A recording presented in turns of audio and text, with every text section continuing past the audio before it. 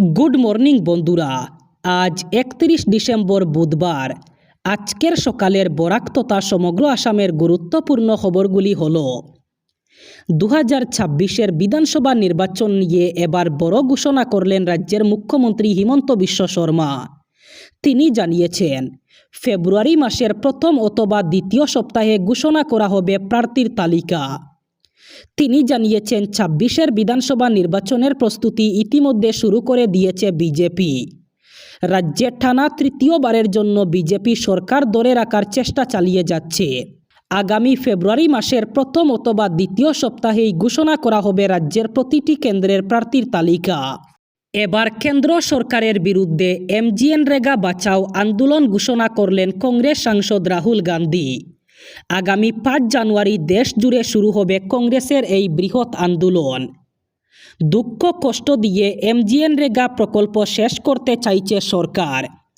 দেশের কোটি কোটি মানুষেরকে ন্যূনতম দন দিচ্ছিল এমজিএনরেগা। দুঃখী দরদি মানুষের কর্মসংস্থান কেড়ে নিতে চাইছে সরকার। এমজিএনরেগা শেষ হলে রাজ্যে হারাবে আর্থিক রাজনৈতিক অধিকার। এবার এই এমজিএনরেগা বাঁচাও আন্দোলনের ঘোষণা করলেন কংগ্রেস সাংসদ রাহুল গান্ধী।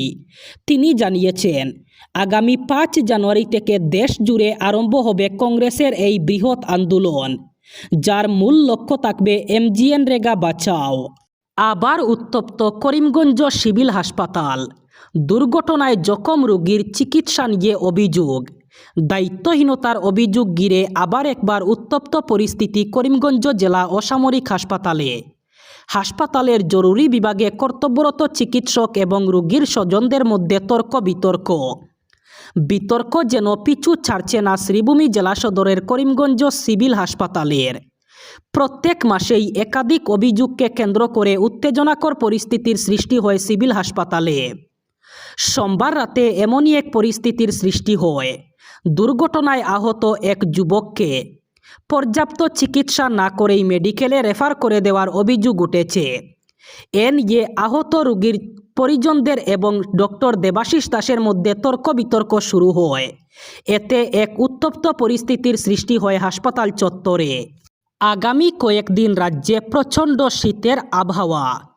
আগামী কয়েকদিন রাজ্যে প্রচণ্ড শীত থাকবে বলে ইতিমধ্যে সতর্কতা জারি করা হয়েছে।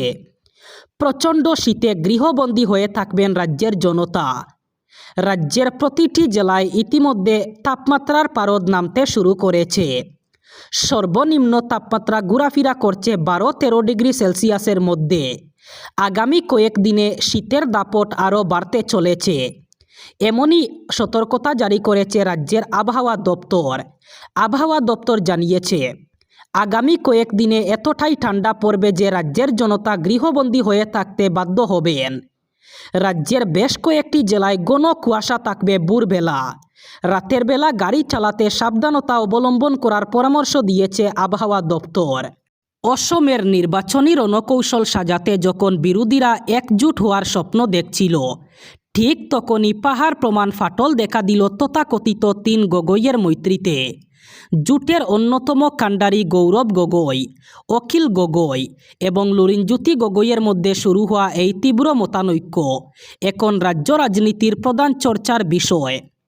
মিত্রদলের সঙ্গে কোনো গঠনমূলক আলোচনা ছাড়াই কংগ্রেস নেতা গৌরব গগৈ আসন ভাগাভাগি নিয়ে দেওয়ায় জোটের ভবিষ্যৎ নিয়ে বড়সড় প্রশ্নচিহ্ন দেখা দিয়েছে।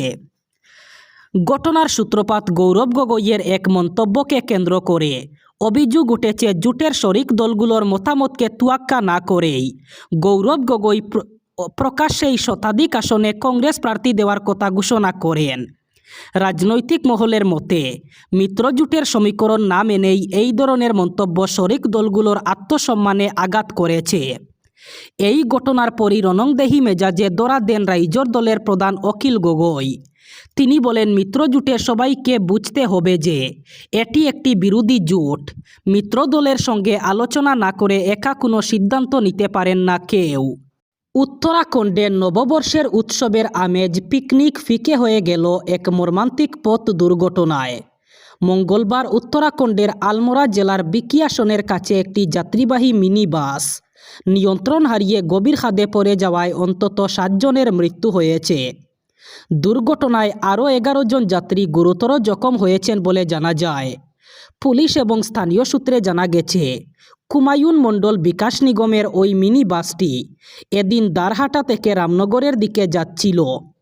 বাসে চালক ও কন্ডাক্টর সহ মোট 18 জন যাত্রী ছিলেন। বিকিয়া সেনের কাছে একটি বাঁকে চালক নিয়ন্ত্রণ হারালে বাসটি পাহাড়ি রাস্তা থেকে ছিটকে কয়েকশো ফুট নিচে পড়ে যায়। দুর্ঘটনার খবর পাওয়া মাত্রই জেলা প্রশাসন, স্থানীয় পুলিশ এবং রাজ্য বিপর্যয় মোকাবিলা বাহিনী ঘটনাস্থলে পৌঁছায়। আলমোড়ার senior superintendent of police Devendra Pincha জানিয়েছেন, খাদ থেকে 7টি মৃতদেহ উদ্ধার করা হয়েছে। এসটিএফের জালে ধরা পড়েছে মোট 11 জন বাংলাদেশি মৌলবাদী। মঙ্গলবার অপারেশন প্রতিঘাত প্রসঙ্গে মহানগর পুলিশ কমিশনার পার্থসারথী মহন্ত এক সাংবাদিক সম্মেলনে এই কথা জানান। তিনি অসমে মৌলবাদী শক্তির উৎখাতের বিষয়ে বিস্তারিত তুলে ধরেন।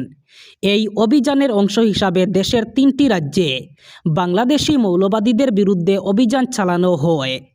এসটিএফের জালে ধরা পড়েছে মোট 11 জন বাংলাদেশি মৌলবাদী। অসমের দরং, চিরাং, বরপেটা ও বাক্সা জেলায় এই অভিযান চালানো হয়েছে। পার্থসারথী মহন্ত জানান, অসম লিঙ্কের মাস্টার মাইন্ড তামিম ইসলাম এসটিএফের হাতে গ্রেফতার হয়েছে। এই অভিযানে জামাত উল মুজাহিদিনের 10 জন সদস্যকে গ্রেফতার করা হয়েছে। ধৃত সব সদস্যই অসমে গাঁটি গেড়েছিল। অসমের পাশাপাশি ত্রিপুরা এবং পশ্চিমবঙ্গেও এসটিএফ অভিযান চালিয়েছে। বিদ্বেষপূর্ণ বক্তব্য দিলে 10 বছরের কারাদণ্ড, সঙ্গে হতে পারে আর্থিক জরিমানা। এখন থেকে কেউ কারো ধর্ম, ভাষা, জাতপাত নিয়ে বিদ্বেষমূলক মন্তব্য করলে কঠোর শাস্তির বিধান। ঘৃণাসূচক বক্তব্যের বিরুদ্ধে প্রথম পদক্ষেপ দক্ষিণী রাজ্যে। কর্ণাটকে বিল পাশ হল কঠোর আইন।